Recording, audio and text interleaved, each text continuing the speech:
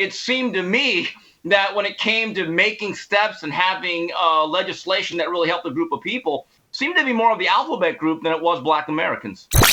Jason, I'm seeing a trend the last 5-6 years, and I guess I'll call this the Jamel Hillization of corporate media climbing, is that if you take a certain stance that's very liberal or a certain belief that racism is the root cause of everything, and you become, who's that, Ibram Kendi, the version of that in sports, well, you rise up the ladder. That if you actually push back against it, two things are going to happen. Social media is going to kill you, and specifically if you're black, you're going to be called coon, you're going to be called self-hater. Jason, you've probably been called the gamut the last 15 years, right? And so by taking this stance, whether you believe it or not, it is a way of advancing your career. It is a grift in a lot of ways. Did you just call me a coon? No, I said people have accused you of that, and I think that's wrong, and it's just bad. It's bad, man. I hate when that happens. Steve, did you just use the word coon? Did you just use the word coon? Can I Joe Rogan you here? You are yeah, Joe can I Rogan. Joe Rogan? But you know why I use it? Because I'm fearless, by the way. That's why I used it, okay? So I can take the heat. There will be no apology from me there, Whitlock. So Byron Allen is a comedian and an entrepreneur. The internet says he's worth $300 to $400 million.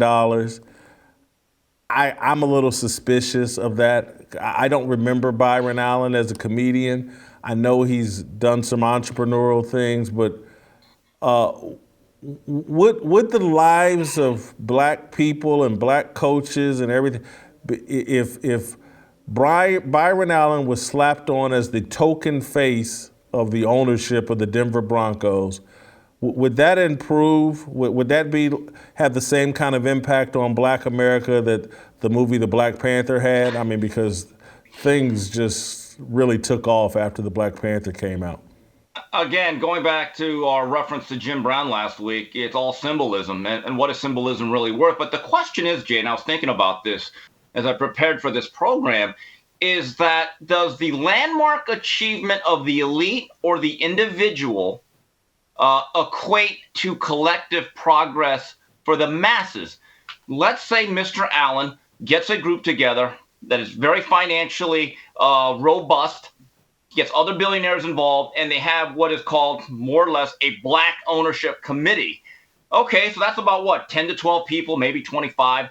What about the other millions of people of color and black, whatever the proper term is this minute? Does that mean that they have arrived? I go back to 2008, Jason. I'm sure you remember the glorious time that was when one Barack Hussein Obama was elected as the first black president of the United States. And a lot of people looked at that as a landmark achievement. There was this term called, we are now in post-racial America. Fast forward 12 to 15 years after that achievement, those very same people are now calling America the most racist place in the country, in the world, on the planet, in the galaxy. My view was, well, wait a minute, you had Obama. Again, it was symbolic. And it turns out, I don't want to get too political here. I'm not Delano Squires, but it seemed to me that when it came to making steps and having legislation that really helped a group of people, seemed to be more of the alphabet group than it was Black Americans. Boom! So glad you're a part of this show. I'm so glad you listen and follow this show.